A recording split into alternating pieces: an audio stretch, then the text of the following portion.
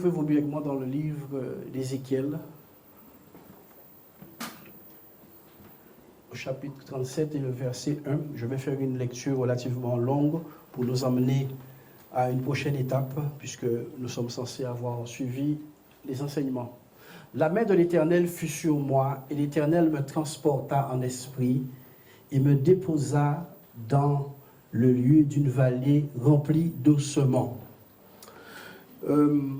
Frères et sœurs, je souhaiterais véritablement que nous prenions Dieu et ses propos au sérieux. Ce qui a fait que nos communautés sont comme elles sont, et nos vies aussi sont comme elles sont, c'est parce que nous avons pris Dieu au sérieux. On a cru qu'avec notre sagesse, nous aurions pu, n'est-ce pas, non.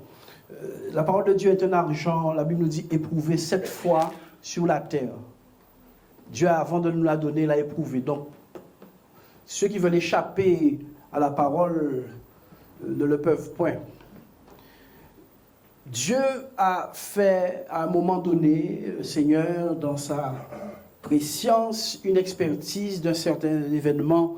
Et nous voyons des ossements étalés sur le sol, n'est-ce pas, une vallée, vous savez, une vallée remplie d'ossements. Et ce n'est pas le prophète Ézéchiel qui a l'initiative de la mise en lumière de cette vallée d'ossements. Je vais dire ça à nouveau, ce n'est pas le prophète Ézéchiel qui est à l'initiative de la mise en lumière de cette situation. Je vais encore le dire, ce n'est pas le prophète Ézéchiel qui est à l'initiative de la mise en lumière de cette vallée d'ossements. Préalablement, ces ossements étaient là, tapis, et Dieu le savait. Et le prophète ne le savait pas. Il a fallu initiative de Dieu pour mettre en lumière cette condition, cet état de fait. Et j'aimerais déjà vous dire que les ossements ne viennent pas à l'état d'ossement de lundi pour mardi. Pour que des cadavres puissent devenir à l'état d'ossement, un très long temps doit s'écouler pour qu'on puisse définir ces ossements comme desséchés. Donc ce n'est pas le jour où cet état de fait a été révélé par le Seigneur à Ézéchiel que l'élément est comme ça. Amen. Donc c'est une première chose à souligner, c'est sous forme de rappel dont je parle. Dieu est à l'initiative de la mise en lumière de cette réalité aux yeux d'un homme. Dites avec moi, Dieu est à l'initiative de la mise en lumière de cette réalité aux yeux d'un homme. C'est Dieu l'initiateur de cette vision. C'est Dieu qui donne la vision. Alors, avançons. Il me fit passer auprès d'eux tout autour, et voici, ils étaient fort nombreux à la surface de la vallée, et ils étaient complètement secs. Donc, ce que Dieu voit depuis bien longtemps, maintenant, sont très clairs aux yeux d'un homme. J'ai dit ce que Dieu voit depuis bien longtemps est maintenant clair pour un homme. Donc, il y a un homme aujourd'hui qui s'appelle Ézéchiel, qui est averti sur la condition de ces gens-là. Avançons. Il me dit, fils de l'homme, ces eaux peuvent-ils revivre? Je répondis au Seigneur l'Éternel, tu le sais. Avant qu'il y ait quelque réveil spirituel, il doit y avoir dialogue spirituel. Avant qu'il n'y ait réveil spirituel, une personne doit être devenue pour un temps ou tout le temps spirituelle. On ne peut pas être charnel et entendre Dieu spirituel. Dieu ne peut pas être esprit et moi je marche selon la chair tous les jours de ma vie et effectivement et finalement j'entends Dieu. Non. Dieu a dû toucher l'esprit d'Ézéchiel pour faire savoir à Ézéchiel ce que lui sait dans sa préscience. Le réveil spirituel, donc, c'est une réalité En tout cas pour Dieu. La Bible nous parle de certains Zorobabel dont l'Éternel, le Seigneur, réveilla l'esprit de Zorobabel. Je ne sais pas si j'avais donné ce verset-là la dernière fois. Je ne me souviens pas. Oui, j'en ai parlé. Voilà. Le Seigneur a réveillé l'esprit de Zorobabel. Donc, ton esprit, c'est une entité, si je puis me permettre. C'est une substance qui peut être revitalisée, réveillée, activée. Ton esprit. Bon, maintenant, quand tu ne le sais pas, tu manges tes dombrés toute la journée, il n'y a pas de souci, tu nourris ta chair, il n'y a pas de problème. Mais quand tu sais que tu as un esprit, tu dois donc comprendre que parce que tu as un esprit, il y a une communication possible avec l'esprit, le monde de l'esprit. Parce que, dis avec moi, parce que j'ai un esprit, il y a donc une possibilité de communication avec le monde invisible. Alors, en réalité, nous ne cherchons pas à communiquer avec le monde invisible. C'est parce que nous sommes spirituels que nous communiquons avec le monde invisible. Il y a subtilité dans ce que je viens de dire. Nous ne cherchons pas à communiquer, à aller voir dans le monde invisible. C'est du fait que nous sommes spirituels que le monde invisible n'est plus un mystère pour nous. C'est une condition. Les démons voient dans le monde invisible très bien. Puisqu'ils sont des esprits, le monde invisible n'a pas de limite. Dieu voit diable, diable voit Dieu. C'est nous les chrétiens qui ne comprenons pas que notre position et notre héritage, c'est un héritage spirituel. C'est pour cela que la majorité des chrétiens aujourd'hui ne connaissent pas le monde spirituel. Pourquoi? Parce que tout le monde est en train de courir après bateau, château et gâteau. C'est ça notre cri de tous les jours. Quand notre cri n'est pas « Attachez-vous aux choses d'en haut où Christ est assis à la droite », quand ce n'est pas ça ton cri, d'être attaché aux choses d'en haut, eh bien en réalité, tu es attaché aux choses d'en bas. Il n'y a pas de demi-mesure. Et parce que nous ne sommes pas attachés aux choses d'en haut, les choses d'en haut sont des mystères cachés pour nous. Or, Dieu a donné accès à l'homme désormais, depuis qu'il avait parlé à Nicodème. Si un homme ne naît d'eau et l'esprit, il ne peut ni entrer ni voir le royaume. Donc, la nouvelle naissance nous introduisait donc dans les choses de l'esprit. La nouvelle naissance nous introduit dans les choses de l'esprit. La nouvelle naissance n'a rien fait de moins que ça. Vous vous rendez pas compte? Jésus a dit que si un homme né de d'eau et d'esprit, il ne peut ni entrer ni voir le royaume. Donc, quand je suis né de nouveau, normalement, tout ce qu'on appelle voir spirituellement, entendre spirituellement, devait être un jeu d'enfant pour moi, si ma nouvelle naissance avait été effectivement consommée, si je puis me permettre. Ah oui. Donc, quand j'expliquais ce matin qu'on a besoin d'être des vrais malades dans un vrai hôpital, je ne rigolais pas.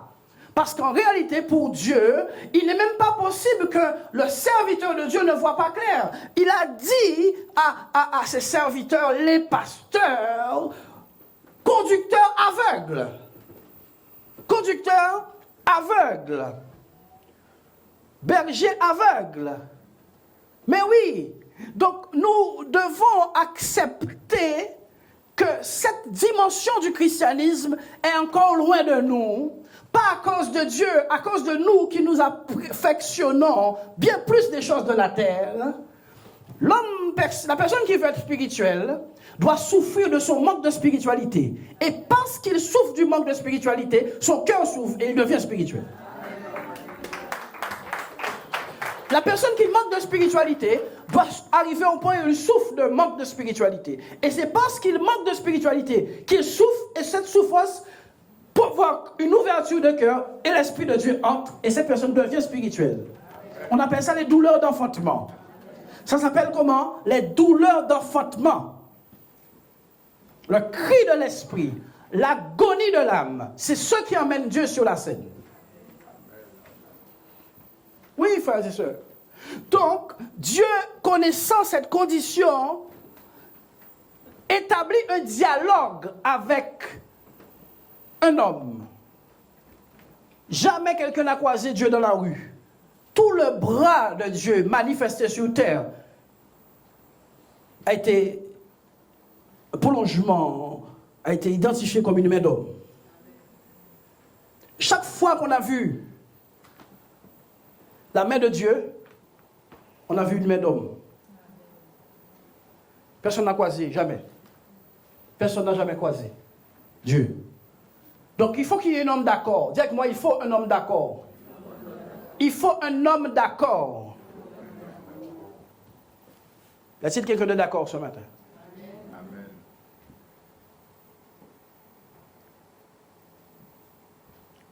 Il faut un homme d'accord.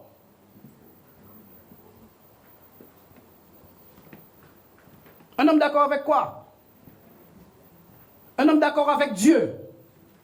Un homme d'accord avec ce que Dieu dit. Un homme d'accord avec ce que Dieu voit. Un homme d'accord avec le verdict de Dieu sur la condition de la chose. Il faut un homme comment? D'accord. Il faut qu'un homme dise, Dieu, ce que tu vois est effectivement la même chose. C'est bien ça. Et pas quelqu'un qui essaie d'arranger la sauce. Dieu va faire payer beaucoup d'hommes de Dieu cette histoire d'arranger la sauce.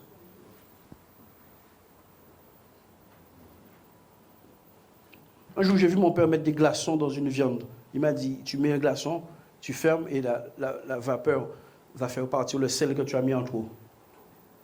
Mesdames, c'est un nucléaire. Okay. Et ça, c'est dessalé. Dieu veut pas arranger aucune sauce. Si salé, dit salé. On n'arrange pas de sauce avec Dieu. Pour que Dieu puisse provoquer un réveil en toi, par toi, pour toi, autour de toi, tu dois être d'accord avec le verdict de Dieu d'abord. Quand on dit, mais ça va, l'église est moderne, l'église a maintenant, l'église a médias, l'église a sociaux, tu n'es pas prêt pour un réveil spirituel. Il s'agit de réveil comment? Spirituel, pas d'assemblement d'hommes. Ce n'est pas de ça dont il s'agit. Réveil spirituel. L'esprit des gens doit être réveillé. C'est ce qu'on appelle réveil spirituel, si on comprend les mots. Si on comprend les mots. Là, je commence à me faire des ennemis, sérieusement, je vous dis, à cause de mon message là. Puis un ennemi, puis un content. C'est ça qui veut Jésus. On dit être conforme à papa moi. Conforme. Je vais être conforme à lui. Puis je me fais des ennemis, puis ça me va. Vous savez pourquoi? Parce que Jésus n'avait pas un seul copain. À la fin, il se trouve à la croix avec une prostituée. Il dit, Jésus, on va se rendre au tombeau parce que moi, je crois en toi. Mais tous les disciples là, zéro à l'appel.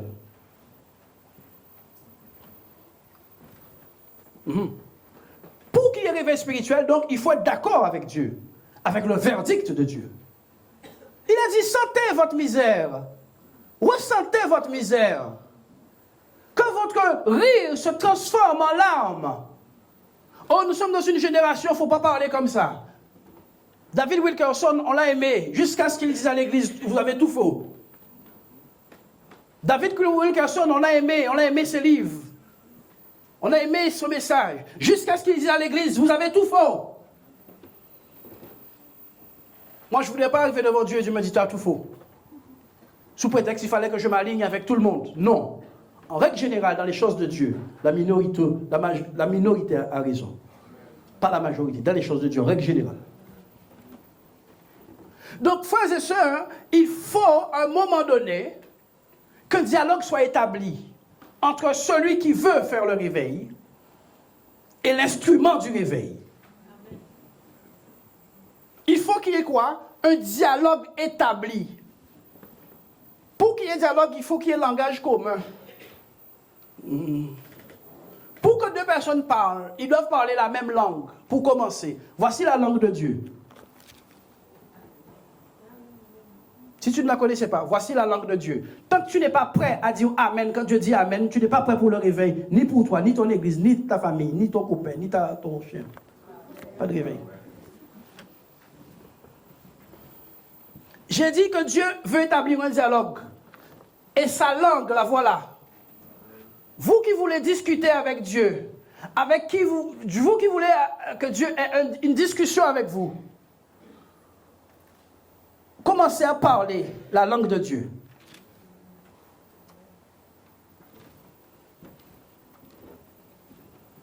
Commencez à être d'accord quand Dieu dit c'est pas bon et dire Dieu c'est pas bon. Arrêtez de dire, tu sais Seigneur, c'est parce que. Arrêtez de trouver des prétextes. Dieu voyant que depuis longtemps, tous ces gens-là sont morts, la personne ne réagit, il a bougé lui-même. Ézéchiel, il y a un problème dans mon peuple. Autrement, ils auraient fait, après dessécher, ils auraient fait poudre.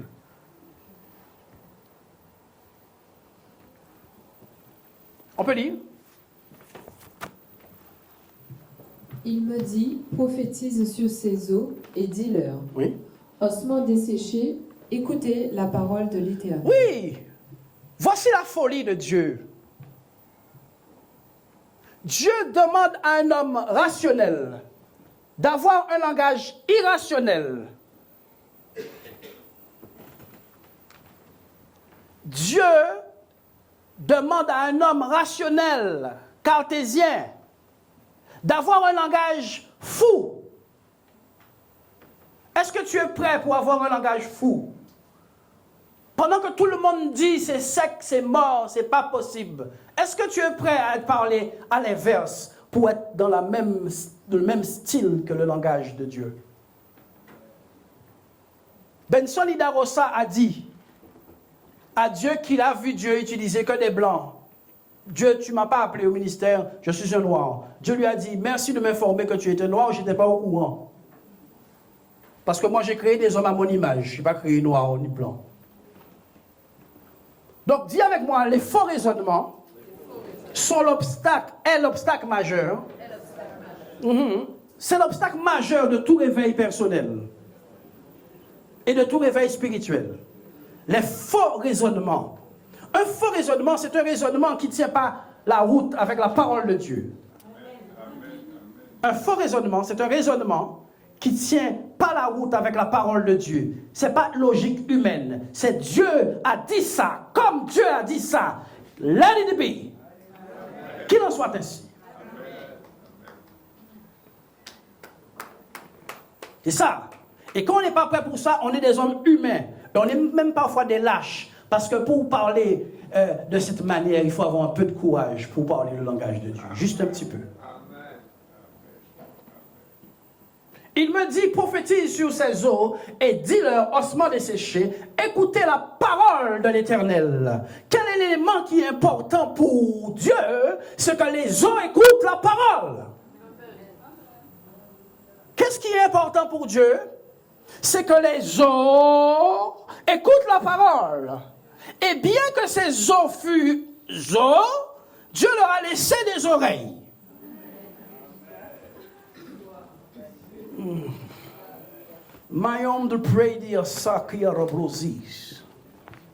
Pourquoi? Parce que la condition d'ossement n'est pas une condition de défaite absolue. Selon le plan de Dieu, il n'était pas question qu'on casse les os de Dieu, de Jésus sur la croix. Y a-t-il quelqu'un avec moi? Quand Jésus était sur la croix, on a dit on va casser les jambes de Jésus comme était la coutume. Et comme il y a un plan dans les eaux, et qu'il est écrit aucun de ces eaux ne serait brisé, cet homme arrive avec son bâton et lui dit non, il est déjà mort. Est-ce un hasard qu'on n'a pas touché aux eaux? On n'a pas touché aux eaux parce que le livre de Jérémie déclare que l'onction est dans les eaux. Je veux vous prêcher ce matin. L'onction est dans les eaux. Jérémie a dit, je sens dans mes eaux un feu qui me consume. C'est pour cela que lorsque finalement un patriarche mourait, on prenait ses eaux et on faisait le monde entier avec lui. On parcourait les villes, on traversait les contrées avec les eaux des prophètes. Oui. Dans les eaux. Il faut donc comprendre que si une personne, un groupe, une église est en condition squelettique au moins d'être ossement, elle entend quand même Dieu. C'est elle qui doit choisir si elle fait ce qu'on lui dit ou pas. Parle à ses os. Pour que les os entendent, il faut un homme spirituel suffisamment fou pour parler aux os. J'ai dit que pour que les eaux entendent, il faut un homme suffisamment fou à la manière de Dieu pour parler aux eaux. Parce que personne ne s'est jamais rendu au culte dimanche matin au cimetière. Parce qu'il sait que ce sont des eaux qui sont là. Mais la folie de Dieu consiste à ce que l'œil n'a point vu et que les oreilles n'ont point entendu et que des choses qui ne sont pas montées dans le cœur de l'homme montent par le Saint-Esprit dans le cœur d'un homme.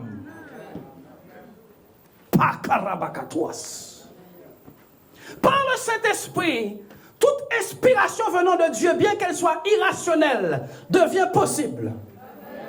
J'ai dit par le Saint-Esprit, toute inspiration venant de Dieu est bonne, bien qu'elle paraisse irrationnelle. Dieu a commencé à donner sa pensée depuis le Jardin d'Éden, en commençant toute création par un chaos criant, expliquant à l'homme que ce n'est pas le chaos le problème, c'est son absence le problème.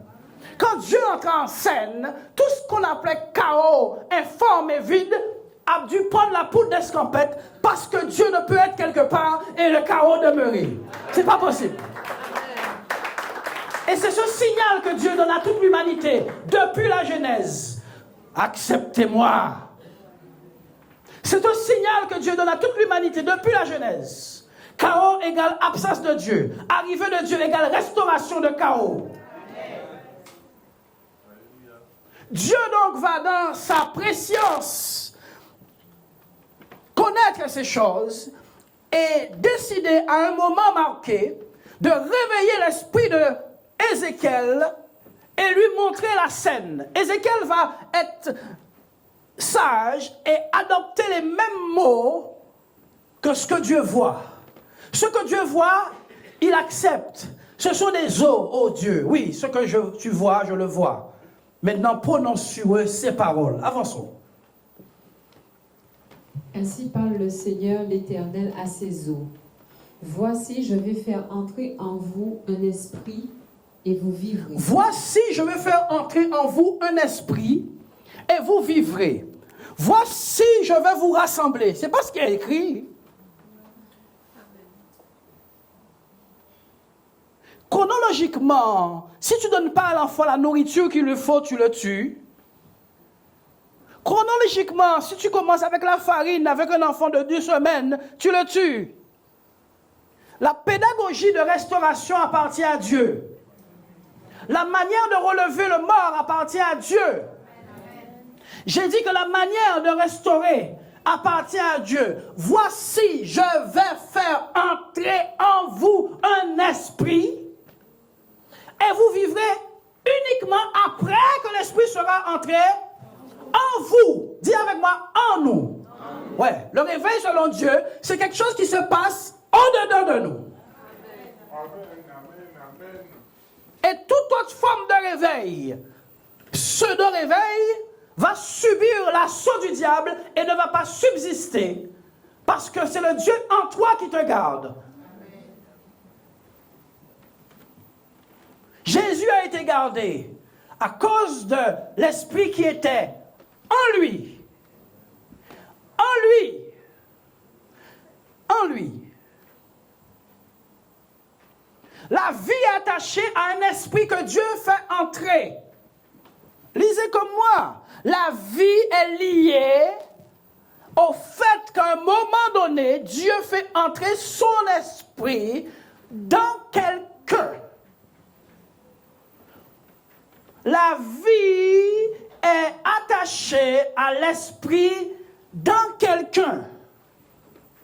Jésus rendit l'esprit et nous dîmes qu'il mourut. Quand l'esprit a quitté Adam et Ève, Dieu a dit, alors ils moururent. Quand l'esprit, dis avec moi l'esprit de Dieu, c'est tout et c'est ce qu'il faut à l'église. Oh, pasteur Dario, nous avons l'esprit. Il y a un esprit qui porte un certain fruit. Il y a un esprit qui, quand il est là, il porte un certain fruit. Tu n'as qu'à regarder ce monsieur sur les rues de Pointe-à-Pitre là, en train de lancer des pierres et hurler dans tous les sens. Tu es suffisamment sage pour admettre qu'il y a un mauvais esprit là.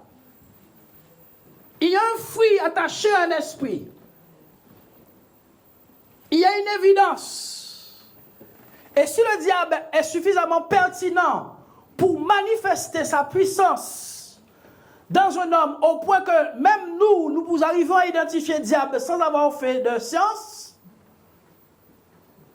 comment est-ce que lorsque Dieu entre quelque part, ou dans quelqu'un, il est inidentifiable? C'est anecdotique, c'est microscopique, la présence de Dieu.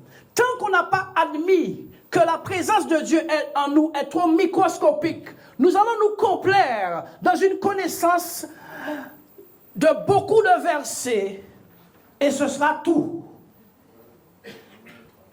Tant que tu n'as pas encore admis que l'élément est microscopique, nanotechnologie, tu ne peux pas aller plus loin.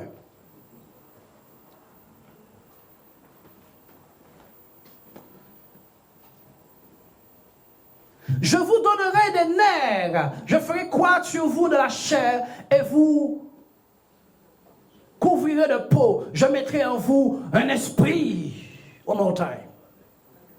Je mettrai en vous un esprit et vous vivrez. Pas avant. Vous ne vivez pas avant que l'esprit soit au-dedans de vous.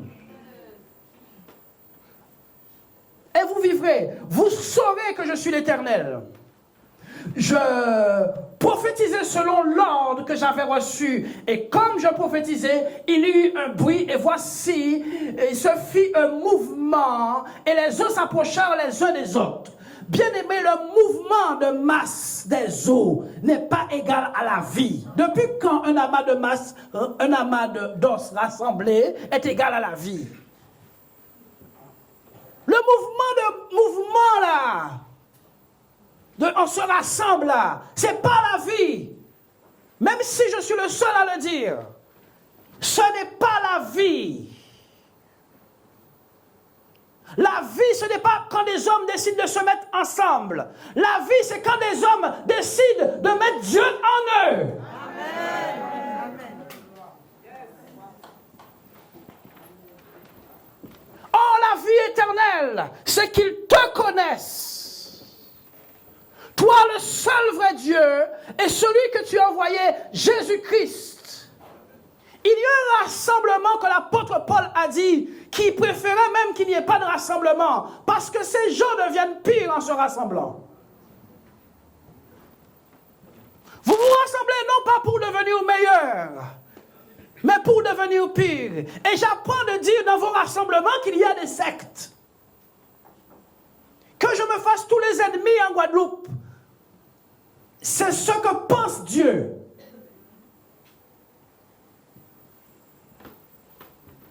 Tant que l'Esprit n'est pas entré au-dedans de nous, pour nous faire avoir le cœur de Dieu, vis-à-vis de Dieu d'abord, et après de notre prochain. Parce que je trouve extraordinaire que nous arrivons à aimer Dieu et à haïr notre prochain en même temps. C'est la chose la plus extraordinaire que je trouve. La chose la plus magnifique. Le miracle de l'Église moderne, c'est qu'elle arrive à haïr son prochain et aimer Dieu. Donnez gloire à Dieu pour ça. Faites pas ça.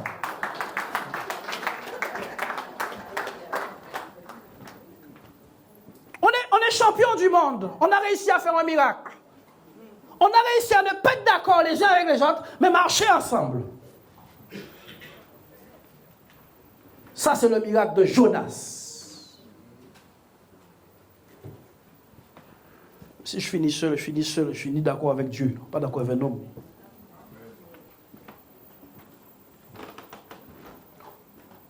Depuis que je suis à l'évangile, c'est un schéma qui recommence. Tentative de rassemblement, tentative de rassemblement, tentative de rassemblement, tentative de rassemblement. On se rassemble, mais dès qu'on s'est séparés, on parle. Et Dieu dit Amen. Pas vrai, Dieu n'a pas dit Amen. Dieu a dit, je vais t'aller. Bien aimé, quand vous parlez avec quelqu'un et que la personne a tourné son dos, que vous parlez sous son dos, sachez que vous avez pris le chemin de l'enfer.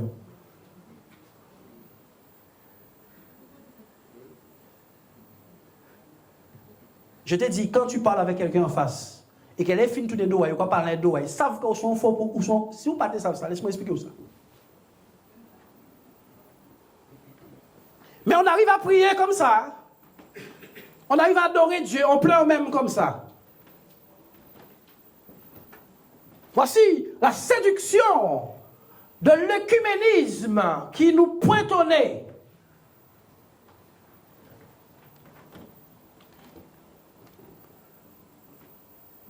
Je mettrai en vous un esprit et vous vivrez. Je prophétisais selon l'ordre que j'avais reçu. Et comme je prophétisais, il y eut un bruit. Oui, la prophétie provoque un bruit, oui. Et voici, il se fit un mouvement, oui, mouvement. Et les eaux s'approchèrent les uns des autres, oui. Des eaux rassemblées, c'est Dieu, ça? Il y a la vie, tu prends plein de eaux rassemblées, il y a la vie? Non. Validez ce que Dieu valide, de peur que vous soyez séduits. Avançons. Je regardais et voici, il leur vint des nerfs, la chair crue et la peau couvrir par-dessus. Mais il n'y avait point en eux. Mais il n'y avait point en eux. Dites-le encore. Mais il n'y avait point en eux. En dedans, il n'y avait pas d'esprit dedans.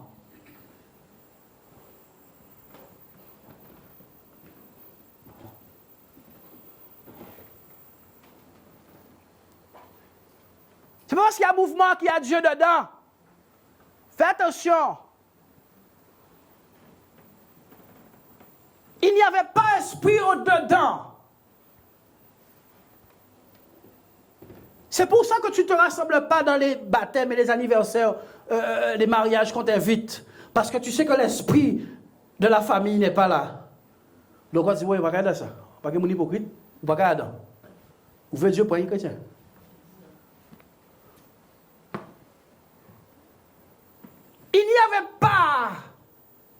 Il n'y avait point d'esprit en eux. Dieu est préoccupé par cette affaire d'esprit au-dedans. Parce que quand l'esprit est au-dedans, tu dis, oh, on va pour le réveil, il faut que j'aille voir tel frère pour régler telle chose. Ouais.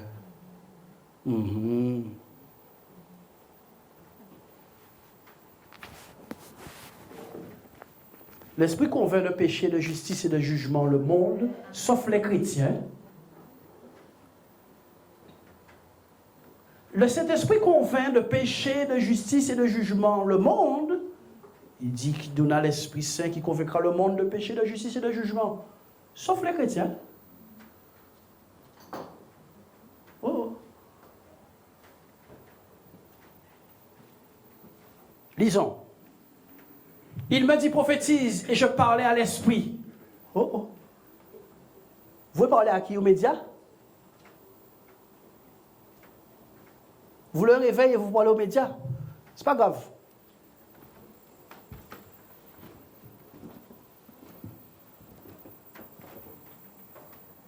Tu sais pourquoi on ne parle pas à l'esprit? Parce qu'on ne croit pas qu'on peut parler à un esprit et que l'esprit bouge. On ne croit pas ça. Notre foi est petite, minable, ridicule, insignifiante. Nous croyons que dans ce que nos yeux voient.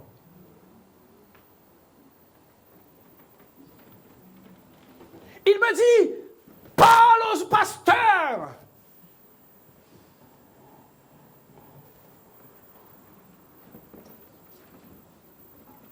Il me dit, parle à la fédération.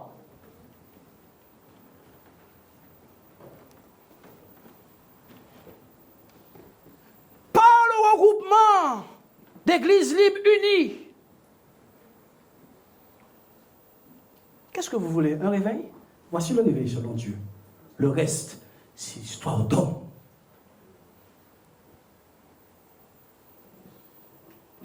Parle à l'esprit, prophétise. l'homme dit à l'esprit. On s'est parlé ou quoi?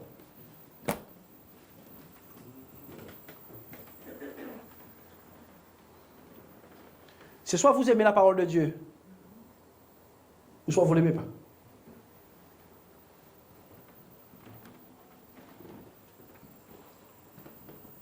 Prophétise et parle à l'esprit.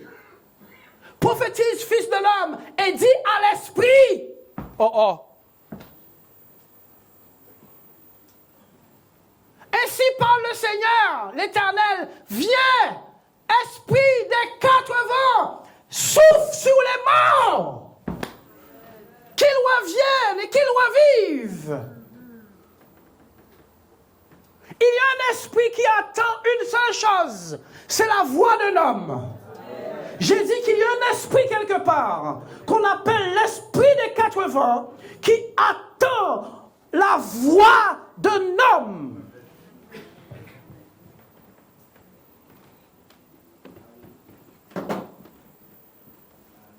Et vous rentrerez dans vos maisons et relire, voir si je vous ai raconté des histoires. Parle à l'esprit. Si tu es un esprit, si tu es un homme, parle aux hommes. Si tu es un esprit, parle à l'esprit. L'audace du christianisme.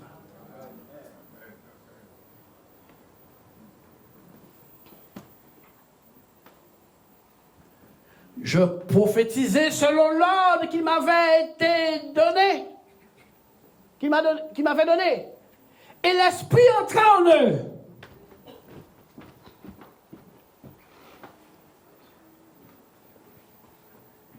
Et l'esprit entra en eux. Et ils reprirent vie. Ce n'est qu'à ce moment-là qu'on reprend vie.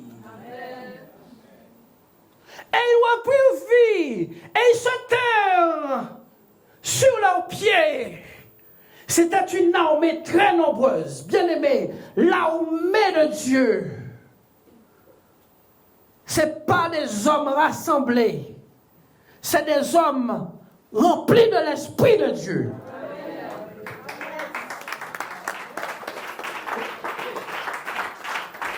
Allez, le dimanche qui fait l'entendre. Quand les frères se sont rassemblés autour de Jéricho pour la faire tomber, leur marche, c'est leur bruit de pas qui a fait tomber les murs, leur panneau avec leur banderole qui les a fait tomber les murs, c'est l'esprit. Amen.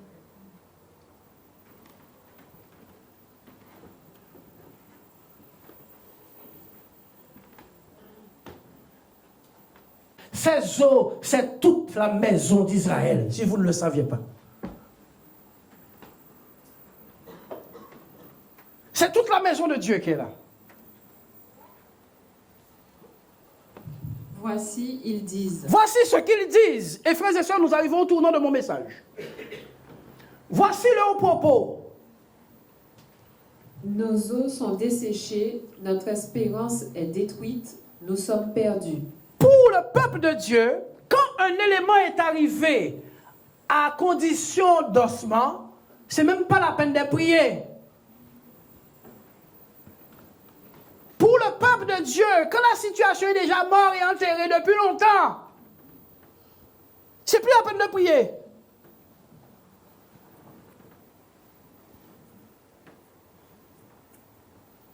Ça, c'est le standard des croyants classiques.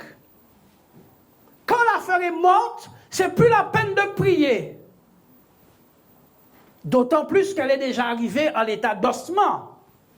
Ce serait pas connaître Dieu.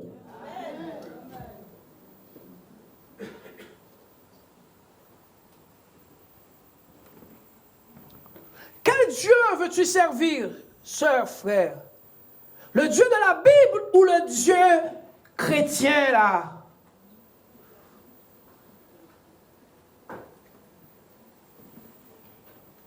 Nos eaux sont desséchées, notre espérance est détruite, nous sommes perdus. Prophétise donc et dis-leur, ainsi parle le Seigneur l'Éternel, voici, j'ouvrirai vos sépulcres et je vous ferai sortir de vos sépulcres, ô mon peuple. Je vous ramènerai dans le pays d'Israël. C'est quoi les sépulcres dans lesquels Dieu veut faire sortir ce deuxième groupe? La vallée d'ossements, ce sont des gens laissés à l'abandon au moment de la guerre. Sans funérailles. Mais les sépulcres, c'est des gens pour qui on a fait des funérailles, qui sont enfermés dans des boîtes, dans lesquelles on a validé leur mort. On a fait cérémonie pour eux. Et on a dit, c'en est fini d'eux. Et on a dit, plus jamais. Mais maillon de read praise à Shikatouasa. Dieu a dit, moi Dieu, vous avez enterré trop de personnes, trop vite. Amen. Amen.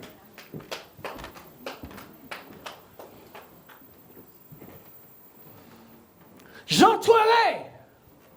J'ouvrirai vos sépulcres. Comment le peuple de Dieu est en sépulcre? De qu'est-ce que Dieu parle? Je parle aux gens spirituels ce matin. C'est quoi ces sépulcres-là? C'est quoi ces organisations où il y a des gens dedans et que Dieu disait mon peuple et ils sont morts dedans? Dieu a dit qu'il va les faire sortir. Amen. Donc nous voyons un deuxième groupe de personnes, pas dans la vallée, mais dans les sépulcres maintenant. J'ouvrirai vos sépulcres, mon peuple, et je vous ramènerai dans le pays d'Israël. Et vous saurez que je suis l'Éternel lorsque j'ouvrirai vos sépulcres. À ce moment-là, vous saurez que je suis l'Éternel quand j'ouvrirai vos sépulcres. Et vous saurez que je suis l'Éternel lorsque j'ouvrirai vos sépulcres et que je vous ferai sortir de vos sépulcres, ô mon peuple.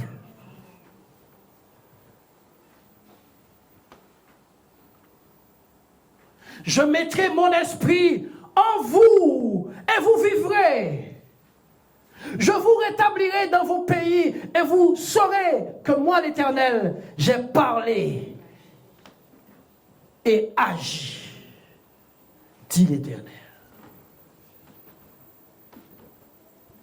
Maintenant, chrétiens, pourquoi ces gens-là sont dans une vallée d'ossements sans funérailles, alors que c'est l'armée de Dieu?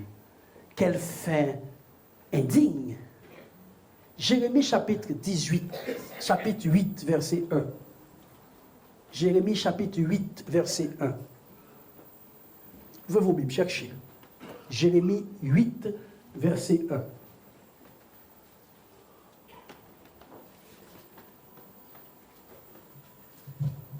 En ce temps-là, dit l'Éternel. Je vais lire. En ce temps-là, dit l'Éternel. En ce temps-là, dit l'Éternel, on tirera de leurs sépulcres les os des rois de Juda. Laissez-moi vous laisser lire, comme c'est une Bible que j'ai écrite moi-même.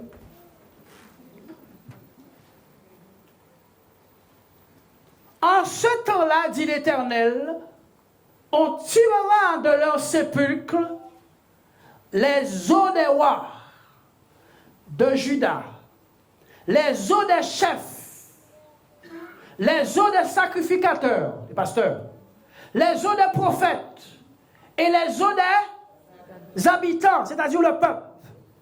En ce temps-là, écoutez ce que je vais vous dire ce matin, on fera sortir des sépulcres, c'est-à-dire des lieux où on a mis des morts de manière organisée, on les fera sortir, donc au moment où on va les voir dehors, c'est ça?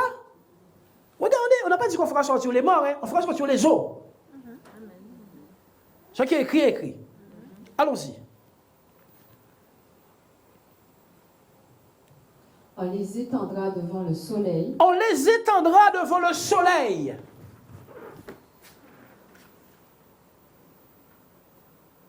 Vous allez comprendre qu'est-ce qui s'est passé à Ézéchiel 37. On les étendra devant le soleil. On prendra ceux qui étaient fermés dans des boîtes et on va les jeter à la surface du sol. Comme si c'était graines de cassimé. On les jettera devant le soleil et devant toute l'armée des cieux qu'ils ont aimés. Ils ont fait quoi? Ils ont aimé le soleil et l'armée des cieux. Je suis en train de lire du français. Ces gens-là sont morts parce que Dieu n'était plus Dieu dans leur vie. On les étendra devant le soleil, devant la lune et devant toute l'armée des cieux qu'ils ont aimés, qu'ils ont servi,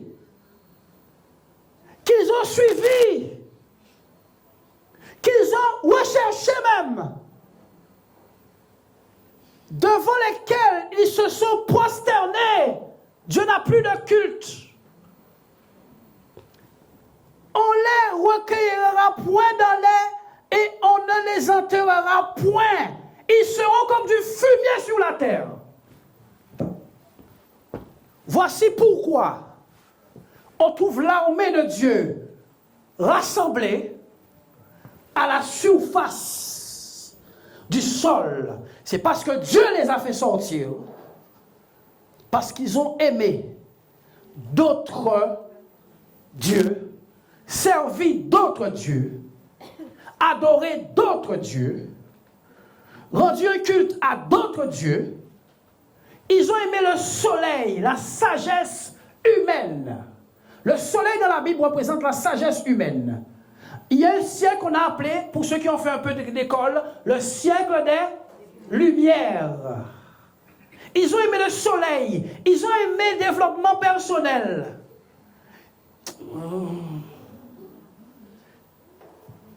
Ils ont aimé automotivation.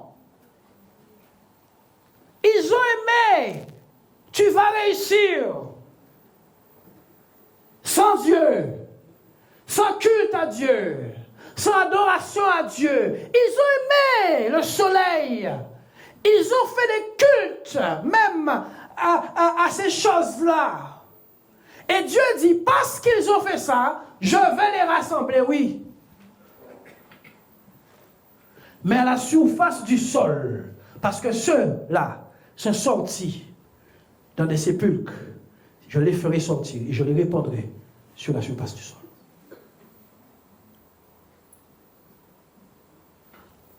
Trouve mes propos durs. Ils sont exacts. La parole de Dieu se vérifie que par la parole. J'ai cherché, j'ai dit Seigneur, depuis plusieurs années, Seigneur, d'où vient ce phénomène? Il y a des ossements partout. Il m'a dit, c'est moi qui ai fait sortir ces os. Comment est-ce que ton peuple n'a pas eu de sépulture? Comment est-ce que ton peuple n'a pas eu de funérailles? Il m'a dit, non, je vais t'expliquer. C'est moi qui les ai fait sortir. Et c'est pour ça que tu ne trouves pas de bouclier. Ah, quelqu'un est parti avec moi. C'est pour cela que quand le prophète prophétise, on ne trouve pas de bouclier. On ne trouve pas d'épée. On ne trouve pas de casque. On ne trouve même pas le corps des ennemis. Oh Seigneur, quelqu'un est parti. On ne trouve même pas un squelette ennemi.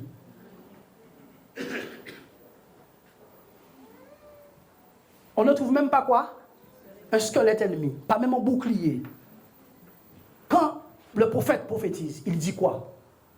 Oh, c'était une armée qui était l'armée de Dieu. Il n'a pas dit c'était des armées mélangées. Un qui squelette à peuple à Dieu qu'il a. Est-ce qu'il y a quelqu'un ce matin? Laissez-moi vous parler ce matin. Pas de bouclier, pas d'épée, pas de cuirasse, pas de casque. On voit que des squelettes. Comment ça se fait qu'il y a une guerre en plein air? Il n'y a pas de squelette ennemi. D'où vient ce phénomène? Il n'y a pas eu de guerre en fait.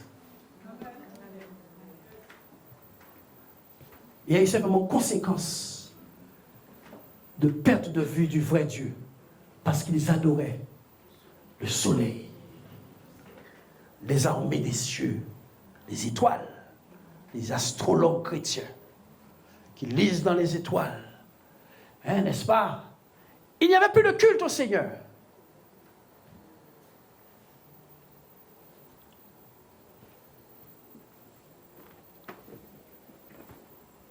Prends garde à tout rassemblement sans repentance et sans amour. Prends garde à ça.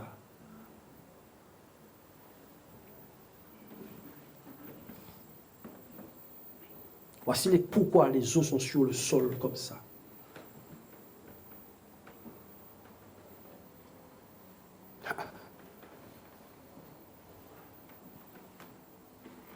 Oui.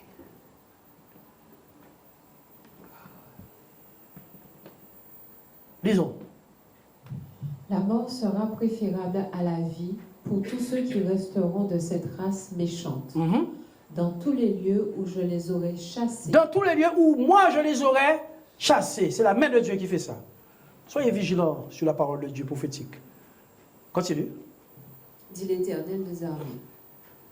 Dis-leur, ainsi parle l'Éternel, est-ce que l'on tombe sans se relever? Depuis quand on tombe sans se relever? Dieu même dit, mais posez-vous des questions. Depuis quand un homme tombe et ne se relève pas? Pour que mon peuple soit arrivé en point de squelette desséché. Où se détourne-t-on sans revenir? Ah, c'est plutôt ça. Hein? On se détourne sans revenir. On ne revient pas à Dieu.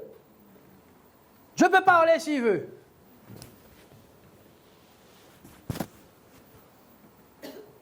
Verset suivant. Pourquoi donc ce peuple de Jérusalem s'abandonne-t-il à de perpétuels égarements? Oui, pourquoi le peuple s'abandonne à de perpétuels égarements? Il persiste dans la tromperie. Il persiste dans la tromperie. C'est ce que je vous ai dit au début du culte. Je ne veux plus de ça. Il persiste dans la tromperie. On sait que c'est faux, mais on y va. On persiste, on persévère. Dieu va se plier tôt ou tard. Il refuse de se convertir. Ah! Il refuse de se convertir.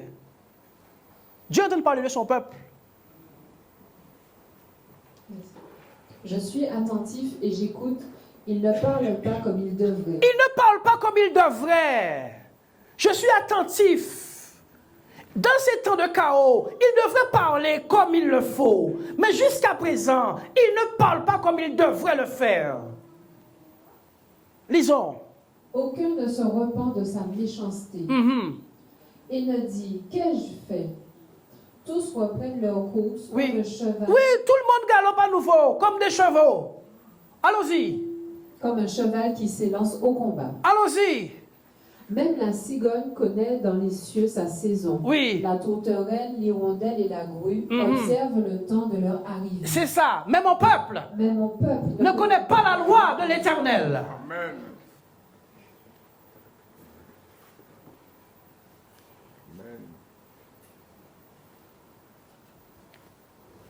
Je ne suis pas un pasteur, je suis un serviteur de Dieu, frère. Il y a une différence. Je ne suis pas venu avec un sermon ce matin. Je suis venu dire ce que Dieu m'a dit de dire.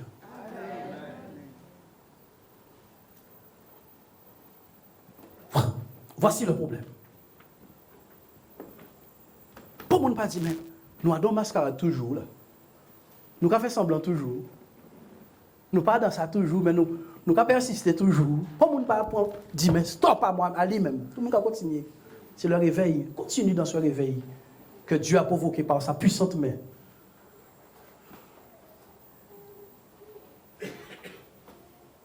Lisons. Comment pouvons-nous dire nous sommes sages? La loi de l'Éternel est avec nous. C'est bien en vain que s'est mise à l'œuvre la plume mensongère des scribes. Ok. Oui.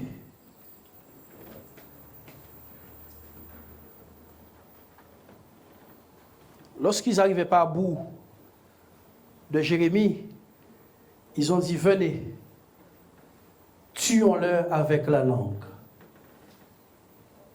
Tuons-le avec la langue.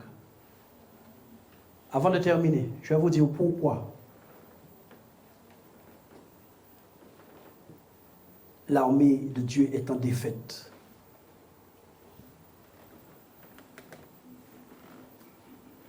Puisque sur le champ de bataille, nous voyons qu'il n'y a pas d'ennemi.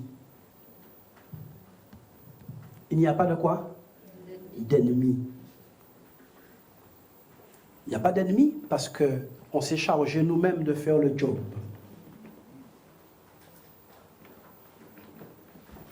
Tu n'as pas vu la tête du frère? Tu n'as pas entendu ça? Tu n'as pas vu ça? Tu n'as pas ceci?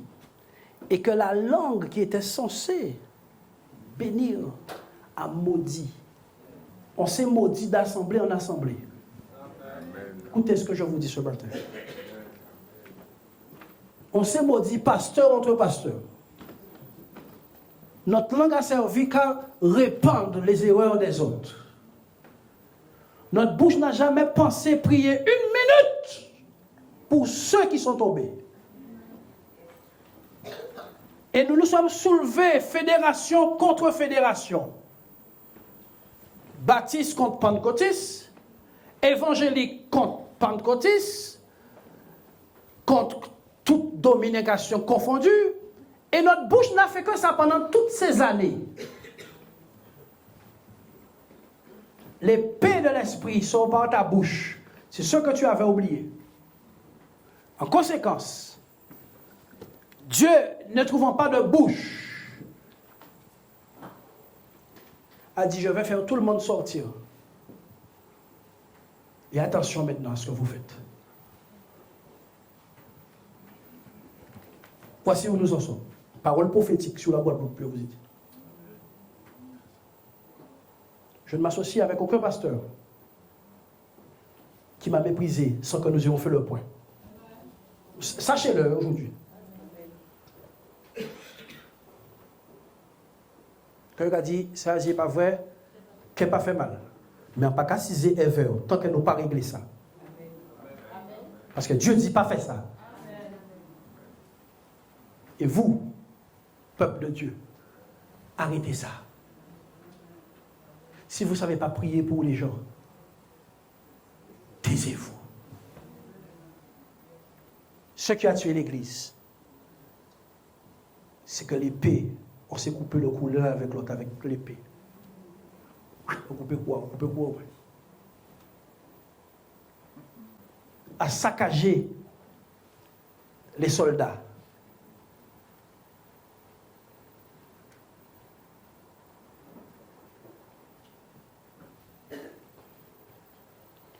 Deux Corinthiens, chapitre 10 et verset 14, et je m'arrête là. Nous ne dépassons point nos limites, comme si nous n'étions pas venus jusqu'à vous. C'est pas ce verset? C'est ça? Oui. Car les armes avec lesquelles nous combattons ne sont pas charnelles. Ok, on peut lire le verset précédent. Si nous marchons... Ok, précédent.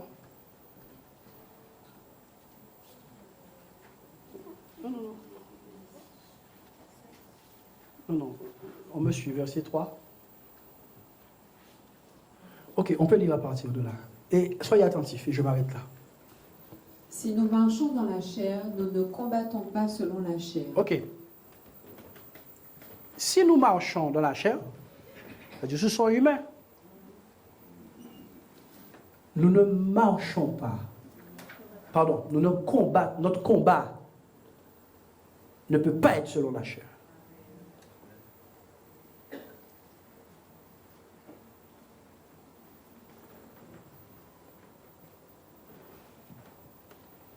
Quand quelqu'un se fait baptiser, et il ne s'est pas baptisé dans ton assemblée, toi tu étais de tel mouvement, disons tu étais baptiste, et la personne s'est baptisée à l'église évangélique, pourquoi tu l'as détourné? Pourquoi tu ne l'as pas laissé faire sa route? Quand quelqu'un n'est pas venu baptiser aux assemblées de Dieu, parce qu'on n'a pas baptisé à l'assemblée de Dieu, pourquoi tu lui as dit toutes sortes espèces de choses contre les évangéliques? Tu sais pourquoi? Parce que tu ne connais pas ton Dieu.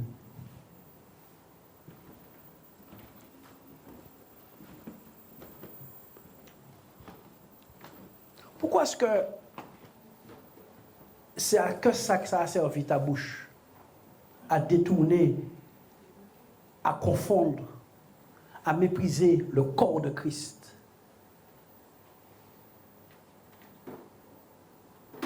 Parce qu'on a oublié, on est devenu fou, frère. On baptise son ennemi. Si tu es ADD, si tu es assemblée de Dieu, tu es mon ennemi. Depuis quand? Depuis quand être dans une fédération et dans une autre fait de toi ennemi? Eh bien, comme on est fou, notre folie nous a atteints. Et le résultat, c'est que tout le peuple de Dieu n'a jamais été aussi divisé.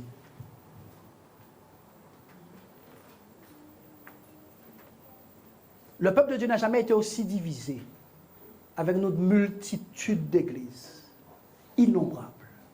S'il n'y a pas une visitation de l'Esprit de Dieu, s'il n'y a pas une vraie visitation de l'Esprit de Dieu, je ne parle en feu du reste.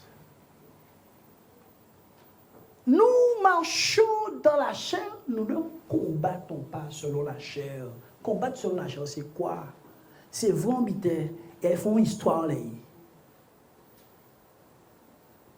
C'est tant d'ambiteurs et elles font histoire là. Ou charnel. Au moins une fois, vous l'aurez entendu.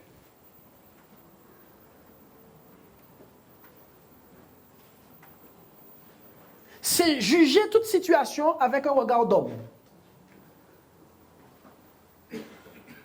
Et utiliser notre bouche comme si nous ne savions pas que le salut est attaché à la bouche.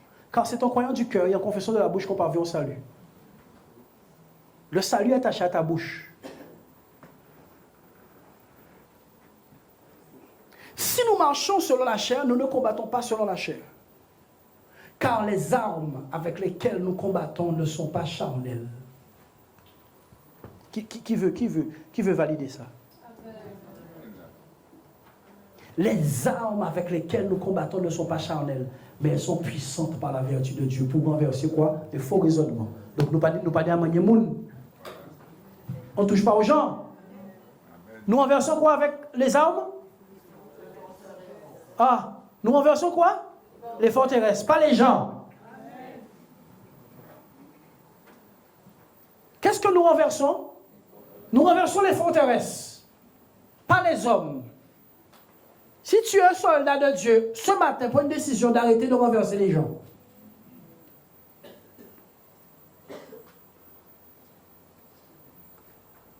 C'est un niveau d'immaturité incroyable. Nous renversons les forteresses. Lisons.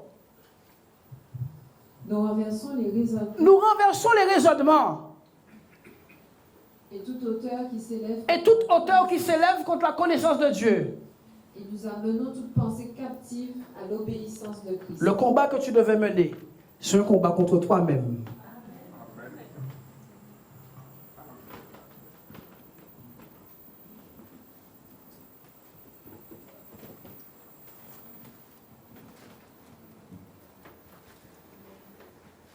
La personne qui engage le combat contre lui-même engage un combat que Dieu valide.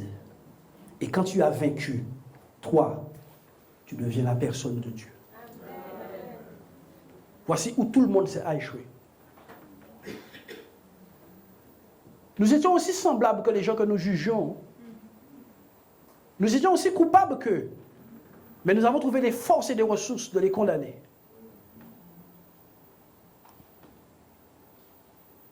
Si tu veux entrer dans l'armée de Dieu, les armes sont spirituelles. Celui qui m'entend et qui pratique ces choses, sa vie change. Tu dois vaincre toi en premier. Tant que tu n'as pas vaincu toi, ou pas qu'à combattre ton diable,